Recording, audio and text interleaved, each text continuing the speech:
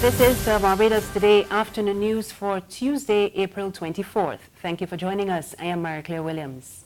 We begin with news this afternoon that the University of the West Indies is reporting increased enrollment in its open campus over the past decade, and the tertiary institution says this is an indication of the success of the ongoing program strengthening distance education in the Caribbean. Pro-Vice Chancellor and Principal of the Open Campus, Dr. Luz Longsworth, says the program forms part of the university's push to encourage distance learning. The technological improvements that have been funded through this project have created a robust system for student support, records management, and an agile platform for growth. However, the transformation has also affected our countries. Through online study and the innovative funding model of the Open Campus, each of our countries now has the opportunity to educate their population with a first-class quality UWI degree at a lower cost. The $31 million project was started in 2013 and was mainly funded by the Canadian government. Canadian High Commissioner to Barbados, Marie Legault, says she is pleased that the program is achieving its core objectives.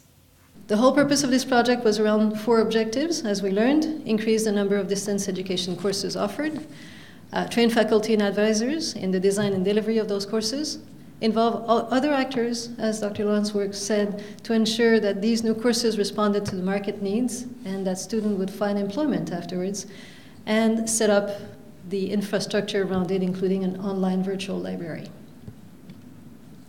Where are we now 5 years later? I can say that the project was extremely, or is still extremely successful. It has achieved the modernization of UWI's infrastructure for online education. Staying on the topic of education, Foreign Affairs Minister Maxine McLean is encouraging more Barbadians to learn a foreign language. She stressed the importance of such education at the opening of the Argentina-Caribbean Regional Cooperation Workshop this morning. We live in an increasingly globalized world where physical borders are waning in importance. Real-time transactions are occurring without the physical movement of people and money. In view of this reality, I am of the view that it is also critical for us to enhance the language skills of our children and citizens by improving the quality of Spanish training in our schools and institutions. And I can tell you that part of what we have been negotiating is part of a recognition of the need to make Barbados and Barbadians a bilingual society in the first place through bilingual nationals. And this is a continuation of some efforts that have started, and I'm very pleased that this has been identified as a priority for our important bilateral partner. Meanwhile, the Argentine ambassador says there are plans to highlight his country's culture during this year's Cropover celebrations when the two countries celebrate 50 years of diplomatic relations. A first ever performance by an Argentine singer at both Pan Fusion and Pan Pon de Sun during Cropover, and so no one can have a doubt about our risk-taking capabilities. Together with the National Cultural Foundation, we decided to have, for the first time in history, our national dance, tango, to Cropover.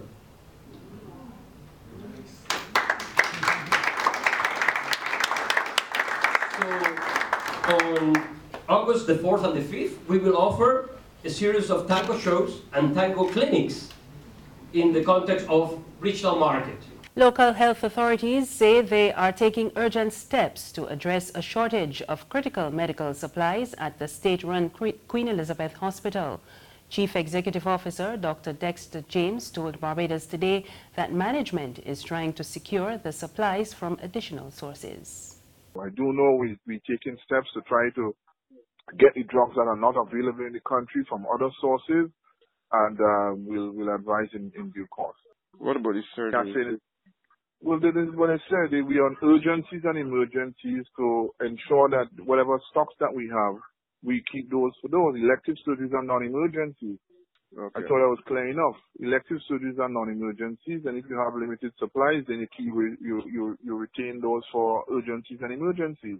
Only emergency services are currently being carried out, and Dr. James confirmed that the shortage is due largely to the hospital owing suppliers, given the slow release of funds by government. The situation has worsened by the scarcity of some critical pharmaceuticals worldwide. There's regional and international news after this short break.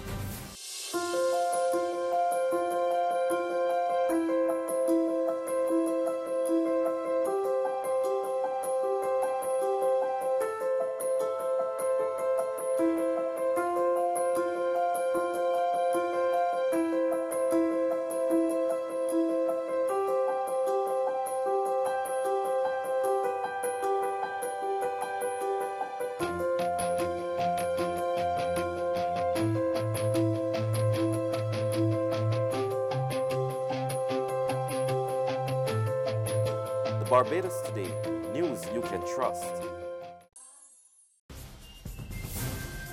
Thank you for staying with us. We're back with news from the region. There is growing support across the Caribbean for the decriminalization of marijuana.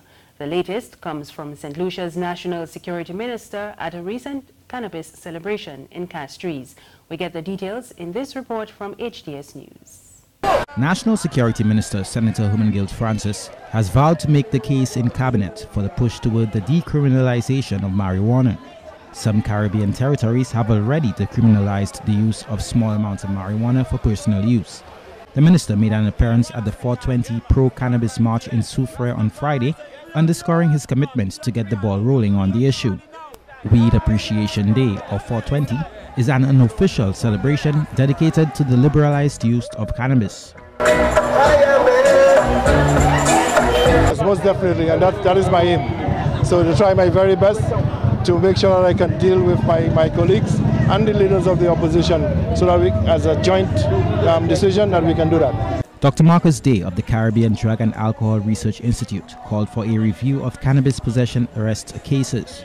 Proponents believe marijuana should be treated as a public health matter rather than a law enforcement issue where non-violent offenders are locked up behind bars in an overcrowded prison system. Between the Cannabis Commission that CARICOM put on and now what Antigua's done, Jamaica has done, I think it's time that we move forward. So we celebrate that, and at the same time, we really demand that anybody in prison for cannabis be released. This is ridiculous now. There's no reason to have people whose only crime is cannabis incarcerated. It's time to let them out, and it's time to free up the people. Dr. Day says that apart from recreational purposes, lawmakers must also look at the medical benefits of marijuana. Over in Belize, the National Committee for Families and Children is calling for an end to violence against children after a 14-year-old girl was allegedly sexually abused by a security guard at a local high school. And the NCFC is also calling on authorities to launch a thorough investigation into the matter and for the perpetrator to be punished. The committee says children deserve the opportunity to develop to their fullest potential. And on the international scene, the man accused of mowing down pedestrians in downtown Toronto yesterday has been charged with 10 counts of first-degree murder. The 25-year-old was also charged with 13 counts of attempted murder this morning. We get more in this Reuters report. Police identified the suspect as 25-year-old Alec Manassian.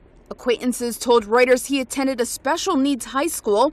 A former classmate recalled him as, quote, absolutely harmless, walking the halls with his head down and occasionally making meowing noises. Police said he'd had no prior contact with law enforcement, but this quiet former student is alleged to have turned a normal lunch hour into deadly mayhem on Monday, with 15 also injured in the worst mass killing Canada's seen in decades. Our police services, our intelligence agencies are all working very, very hard, closely coordinating with the folks on the ground. I think all Canadians are with Toronto today. Shoes and bodies covered with tarps filled the busy street where the attack took place. And while it has the hallmarks of other vehicle attacks by ISIS supporters, officials don't see a connection. the events that happened on the street behind us are horrendous, but they do not appear to be connected in any way to national security based on the information available at this time. The incident comes as the group of 7 foreign ministers from U.S., Canada, Britain, and others were meeting in the city's downtown area about 18 miles away. That's news this afternoon. Remember, there's more on our website, www.barbadostoday.bb. You can also subscribe to our e-paper, email updates, and like us on Facebook. We're on Izumi Media in bus terminals and on Screenplay at supermarkets and gas stations near you. You can also find us on Mix 96.9 FM. I am Mary Claire Williams. Good afternoon.